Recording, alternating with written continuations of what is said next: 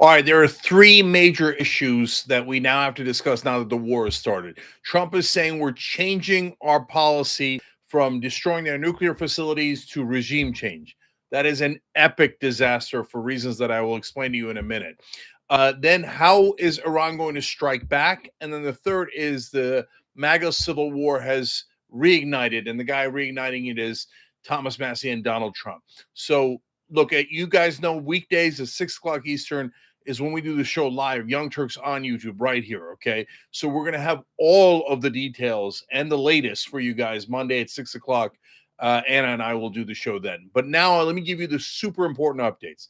Why is it so important for regime change being our new goal? Well, unfortunately, I predicted this ahead of time for you guys, both in videos and in written down on X. You could go see it for yourself.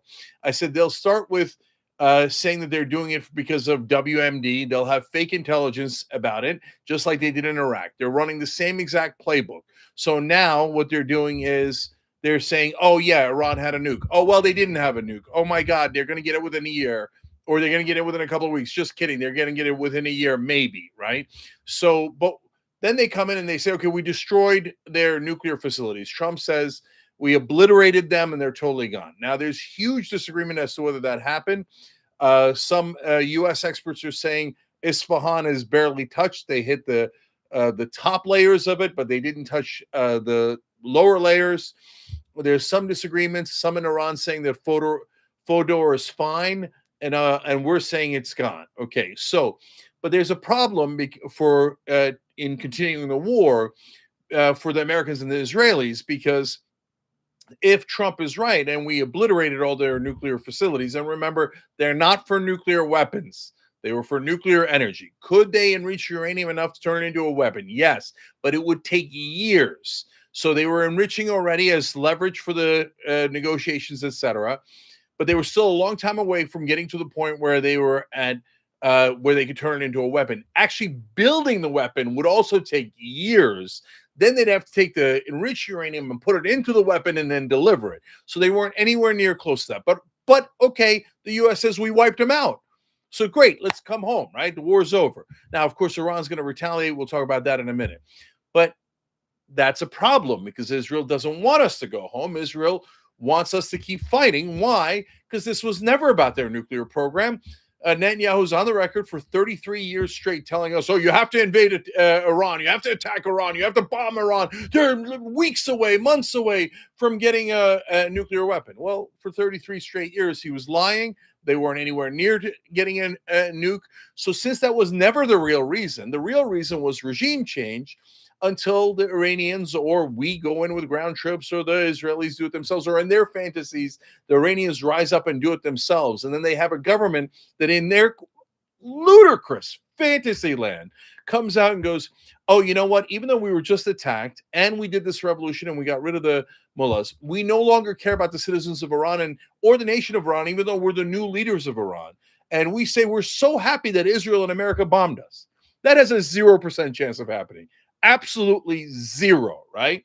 But Israel pushes America to fight these wars. Yes, they did it in Iraq. Yes, they're the ones who gave us fake weapons of mass destruction intelligence so we would go in there. Yes, at the time they said Iraq was their number one enemy. Now they say Iran is their number one enemy. Yes, they make us fight those wars. Yes, Donald Trump in his speech on Saturday said that he said, God bless Israel. He also said, God bless America, God bless the Middle East, but it was weird, jarring to put God bless Israel next to God bless America. He said him and Netanyahu are great friends and did this together, and that he really appreciates Netanyahu basically getting us into this war. The rest of America does not appreciate that at all. And so I said, look, once we're done with the nuclear stuff, they will change their new goal to regime change so we can stay until Israel says, yes, you've totally obliterated their government. Now you put in a new government that we think is more likely to be friendly to Israel, and now we can move on, right? But we're not anywhere near that yet. So Israel says, keep going. So now we had to change our goals to regime change. So now this is awkward because here I'm going to give you the quotes from Vance and Hegseth and then Trump that, of course, reverses those statements, and then I'll tell you about how Iran might respond. So earlier in the day, Hegseth which is always like so sad to say that he's a defense secretary. But anyway, he said, quote, this mission was not and has not been about regime change. And then Vice President J.D. Vance said, we don't want regime change. Later in that same day, several hours later, Trump puts out this post on Truth Social. It's not politically correct to use the term regime change, but if the current Iranian regime is unable to make Iran great again, why wouldn't there be regime change? And he puts 1, 2, 3 question marks there. And then he does MIGA. This is the first I've seen this. I've seen it make Israel great again, which is kind of apparently the effort here. But this is about Iran. He says this mission was not, I'm sorry.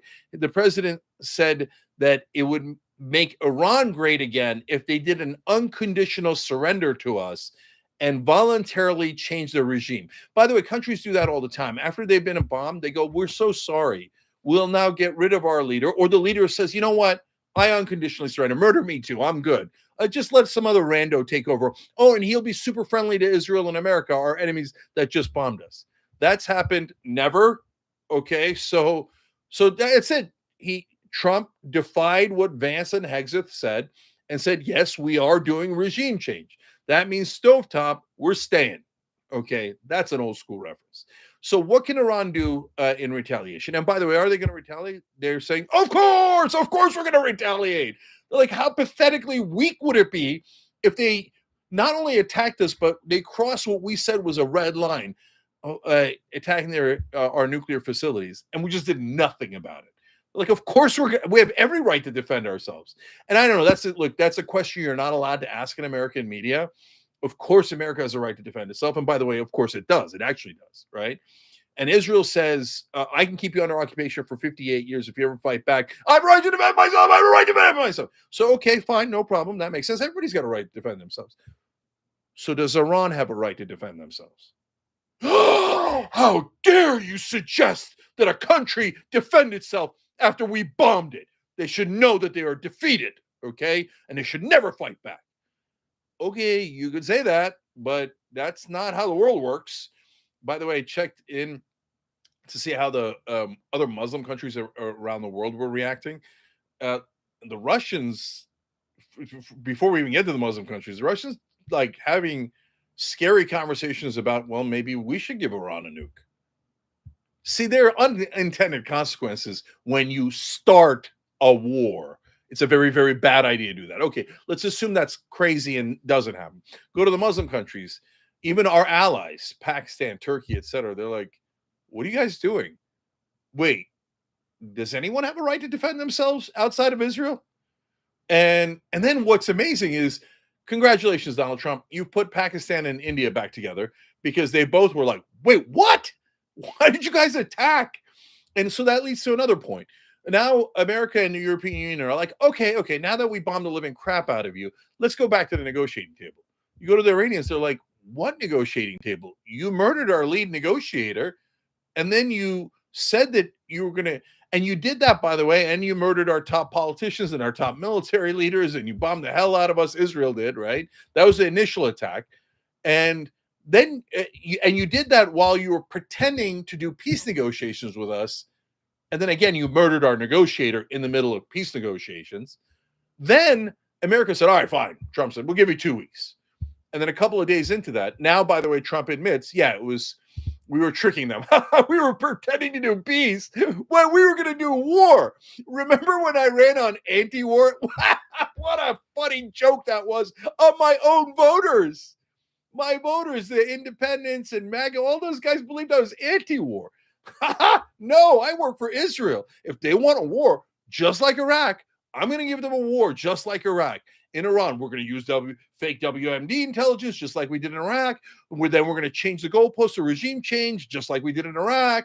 And I'm just going to keep going and tell you how. And he keeps saying over and over again, Trump, oh, Netanyahu and I are such great friends. And I love Netanyahu. Dude, I get it. You got bribed by the Adelsons. Yes, they're legal bribes in America. I get it. All of, like 80% of Congress, literally, is bribed by AIPAC. Those are campaign contributions and they just happen to say you should do exactly as Israel orders you to do, and those same 80% of Congress people do exactly as Israel orders them to do, as they do with big drug companies and banks and all the rest.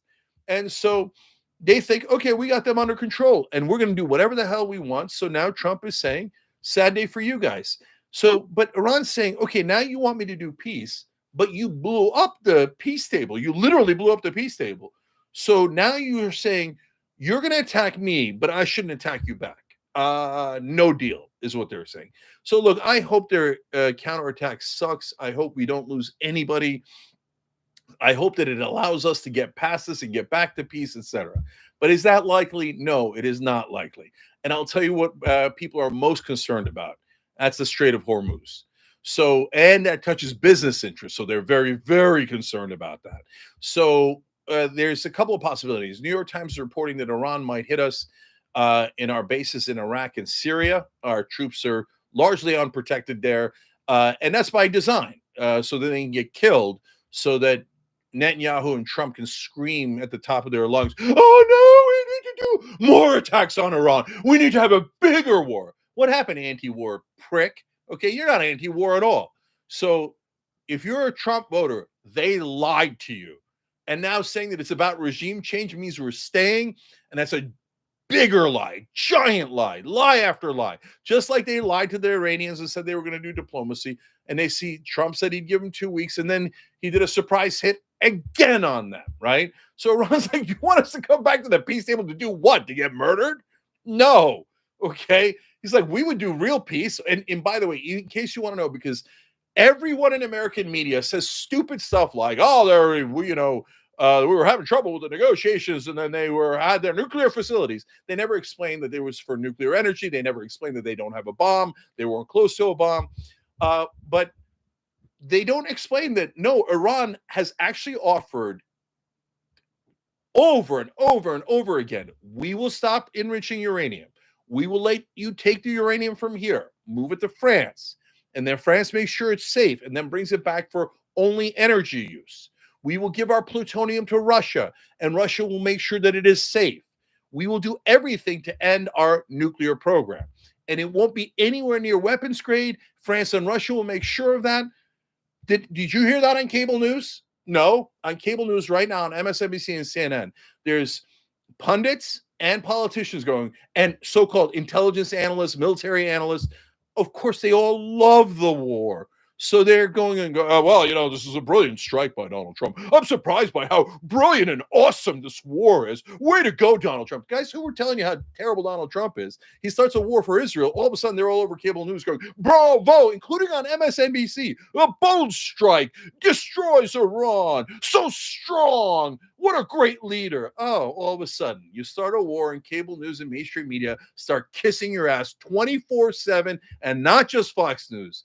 CNN and MSNBC too, okay? So the reality is we could have gotten rid of their nuclear program without bombing them. So when the media frames it as, do you want them to have a nuke? Like your only two options are either they have a nuclear bomb or we invade them and attack them. No, the other option was a peace treaty, the one that Obama had. We got rid of their uranium program entirely under Obama. They would, again, like I said, they were taken out to France and Russia, and it was perfectly safe. Trump ripped that up like an idiot, like an egomaniac, and also because he's corrupt. And his donors, the Adelsons have given him $317 million. You think they did that on America's behalf? You think they did that for their health? No. And they brag about it, and Trump even says it in his first term. He said, I moved the embassy because they asked me to, about the Adelsons. He just says it. He just gives his foreign policy to his donors. So now, the reality is we had those two options. We could have done a peace treaty.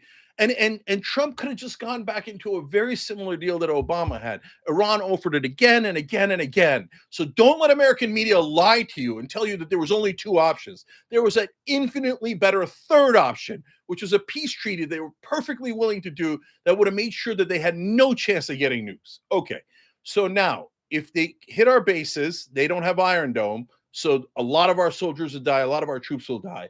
And then mainstream media will kick into hyperdrive, and the 80% of Congress that's corrupt and works for AIPAC will kick into hyperdrive, and they'll be like, "Oh, now we got to do regime change. I can't believe they counterattacked. Oh, they're terrorists, terrorists, terrorists. Are we not terrorists for bombing them?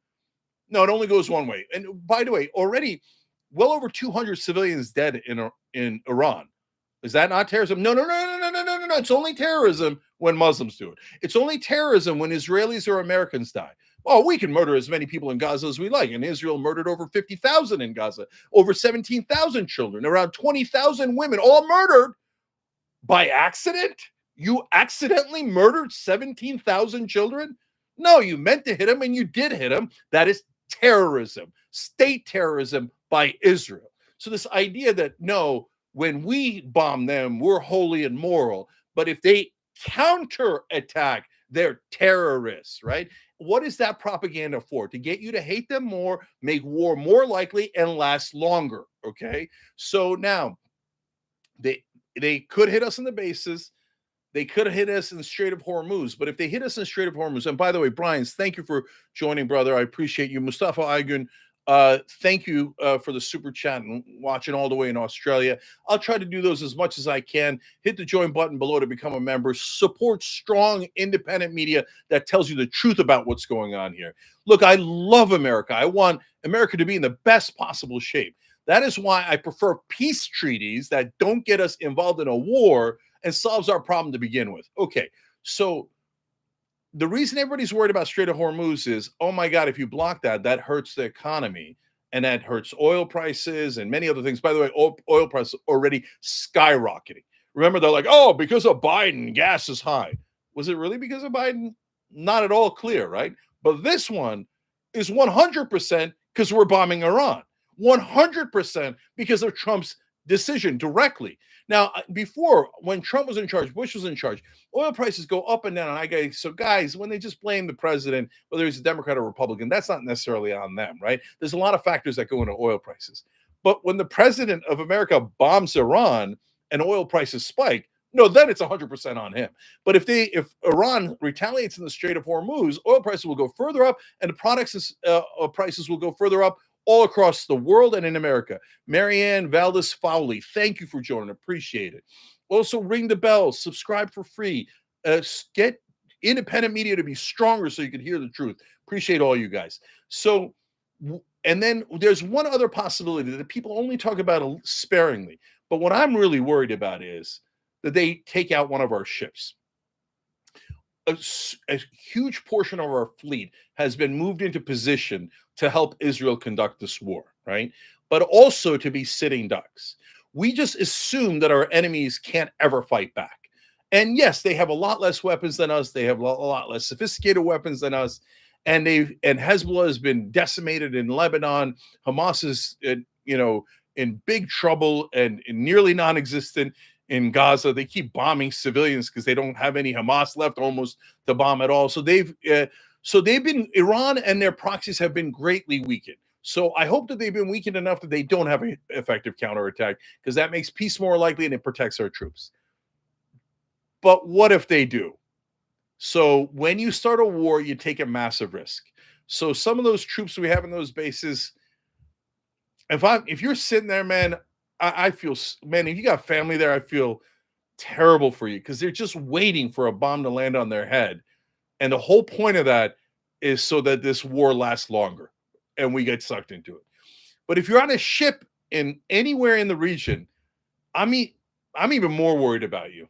So none of their drones can take out our ships. None of their sea mines. I read a lot about the mines that Iran could plant in places like the Strait of Hormuz. None of them could take out any of our ships.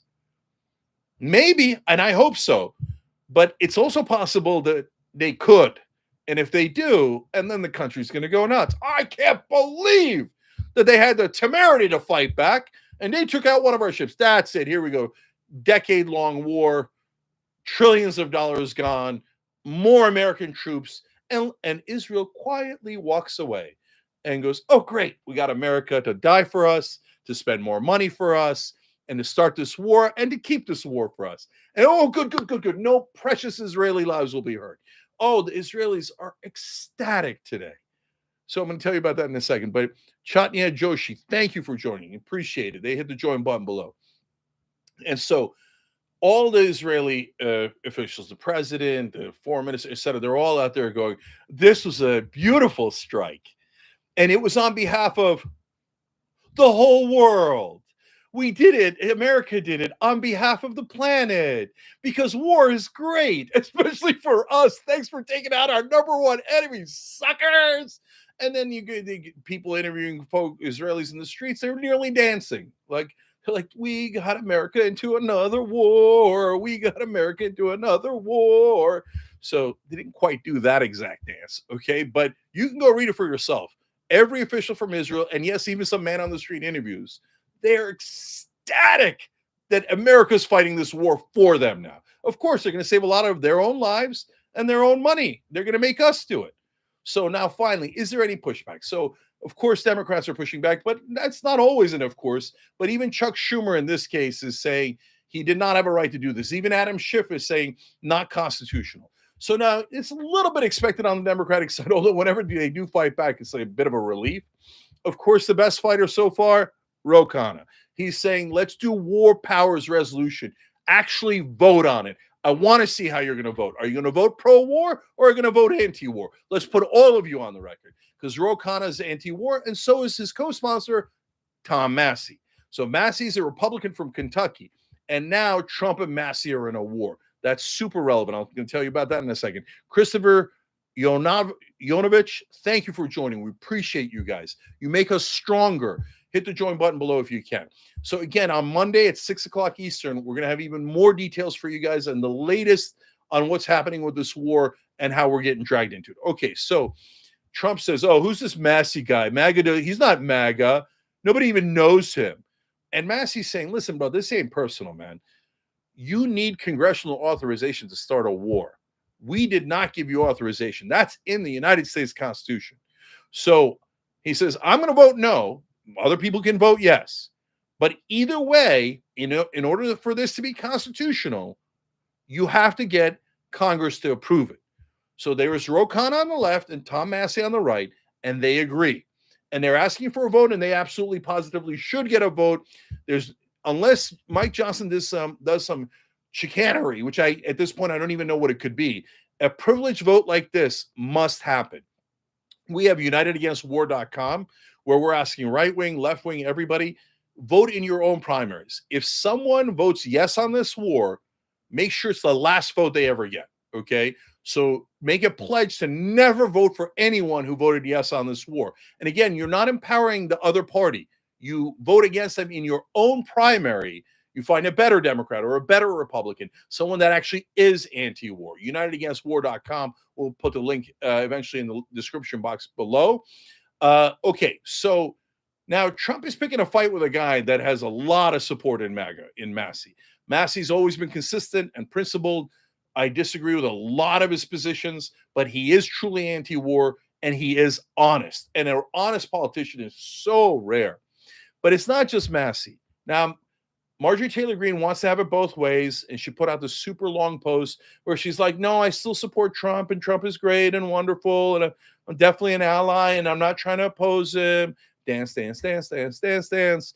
And then she says, but I disagree with bombing Iran.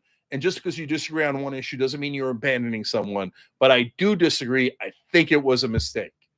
Okay. A little bit of movement. My guess is, and you guys have heard me say this many times, now we're knee deep in it, and this is crunch time. Okay, this is when people get tested. So those Trump voters, both the independents that I am most hopeful about, libertarians, which I'm very hopeful about, because all of those guys are truly anti-war. And then, or most of them are, the great majority are. And then even some of MAGA. All of MAGA, no way. But is some of MAGA truly anti-war? We're about to find out. So are they going to back Massey? Is Tucker Carlson, Steve Bannon still going to talk about how bad an idea it is? Steve Bannon began to say that he didn't like the strikes.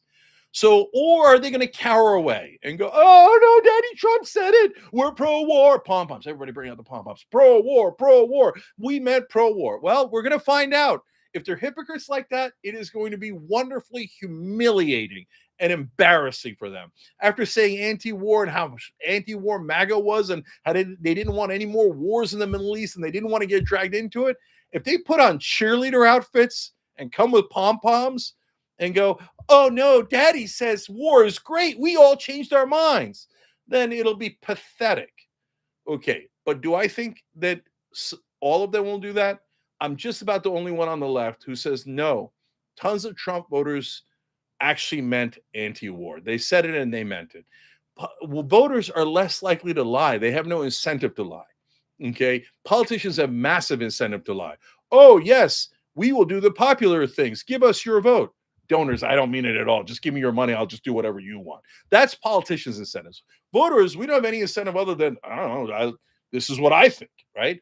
And so I'm out on a limb, and I think that some of those MAGA figures will speak out against the war, and the longer it goes, the more they'll speak out. And slowly, not necessarily 100% right away in the beginning, but slowly, I believe a rebellion will rise within the right-wing ranks, going, wait a minute, I thought we just said for 10 freaking years straight that we didn't want any more wars in the Middle East. I thought we said America first, not Israel first, not another country first. I thought we said don't help, like keep giving money to foreign nations, keep starting wars on behalf of foreign governments.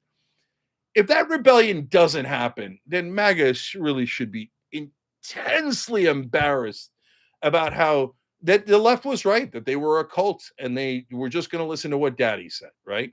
But if I'm right and some of them rebel, well, then Trump's going to have a significant problem on his hands.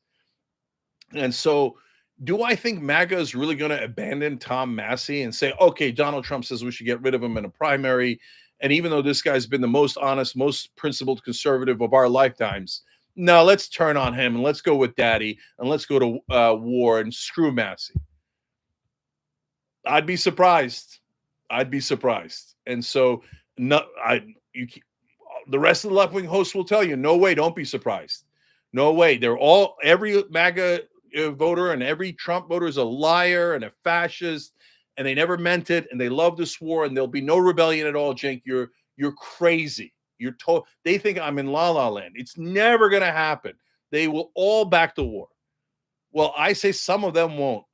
Some of them will actually have a rebellion and back Massey, and the others that have the courage to say, we said anti-war and we meant anti-war. Let's see if that happens. You guys are all going to get to see with your own eyes. Please, I'm asking folks on the left, do not move the goalposts later. Will Trump voters, some Trump voters, but yes, not like one or two, but a decent chunk of them, is certainly enough that if they came over to our side, the populist left that actually is anti-war, could swing an election. Are those voters going to be pissed at Trump? You'll see it not only in the actions, but you'll see it in the polling. And in the polling, you'll start to see that he's losing a lot of his own voters because they feel betrayed by what happened. They feel lied to about what happened. If I'm right, you'll see that significant drop in the polls, and you'll see some in media and some in politics begin to lead a rebellion, and they will have plenty of followers in that rebellion among Trump voters, okay? If there's no rebellion at all, then I was wrong, okay? And if his polling doesn't drop among Republicans either now or throughout the, however long the war lasts, then I was wrong, okay? And guys, I've done this for over 20 years. I'll come here. Whenever I'm wrong, I come and tell you guys, okay? But if that movement does happen and he does lose a lot of his own voters, can we please be honest enough to acknowledge it? And this is the most important part. Put aside our egos and all the personalities of the different hosts and oh my God, I'm going to be right and all that stuff. Guys, if they come, forget MAGA, because MAGA makes people go nuts. Like, oh no, I hate MAGA. Okay, put them aside. If his independent voters say, you guys were right, it turns out he is pro-war, we actually meant anti-war, please say yes. Please let them come to our side. Please don't push them away. Please don't call them liars. Don't call them fascists. That's a terrible strategy. And it's also not true, because at that point, they're actively saying they felt betrayed by Trump. Say, come on in. Welcome, welcome. Come to the populist left. Bernie Sanders, Ro Khanna, Nina Turner, all these wonderful people have actually been anti-war the whole time. You don't have to trust the Democratic establishment. We're not in favor of the Democratic establishment. And F the Republican establishment, all crooks, right? So we're the true populists. The populists on the left. We've been anti-war from day one. You're welcome. Come here, and vote with us. So let's unite against war. Please, uniteagainstwar.com. All right, look, to all the people who uh became members, did the super chats. I love you guys. Thank you for doing that. Let's keep fighting against this war no matter where you are in the political spectrum. If you're on the right, for God's sake, put maximum pressure on your politicians. You can make a big difference if you do that. If you're a libertarian or independent that voted for Trump, please put maximum pressure on your politicians. And obviously, if you're on the left, we've always been anti-war. Keep putting the anti-war pressure on. And so let's keep fighting back. Monday through Friday, 6 to 8 o'clock. We do the show live on YouTube, all the other platforms, but you can watch it right here on YouTube. So I look forward to seeing you guys at 6 o'clock, give you more updates. But right now, the fact that Trump is saying regime change means the goalposts have already been moved, and this war is going to be a lot longer. Let's just try to get out of there as quickly as we can and join the movement, uniteagainstwar.com. Love you guys. See you on Monday.